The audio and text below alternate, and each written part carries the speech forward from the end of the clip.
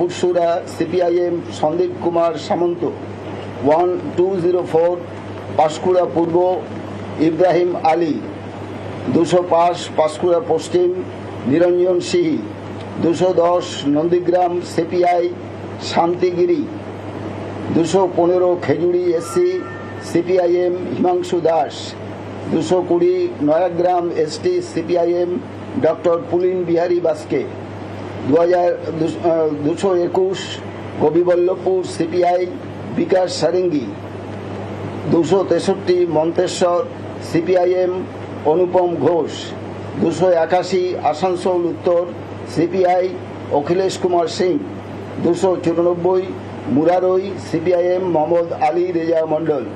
এই 32টা আমরা আজকে দ্বিতীয় পর্যায়ে ঘোষণা করলাম।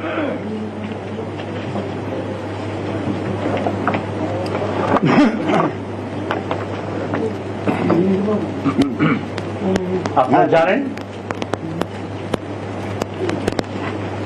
একটা বিশাল অংশের মানুষকে, নাগরিককে, ভোটারকে লজিক্যাল ডিসক্রিপেন্সির নামে অ্যাডজুডিকেশনে পাঠানো হয়েছে, হুইচ ইজ ইলজিক্যাল। এবং আমরা প্রথম থেকে বলে আসছি এটা ভোটাধিকার হরণ।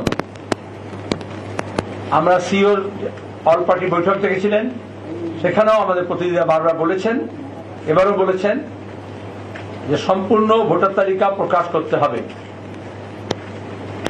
অ্যাডজুডিকেশন মানে প্রশাসনের অপদার্থতা। তারা ঠিক মতো ঠিক সময় কাজ করতে পারেননি।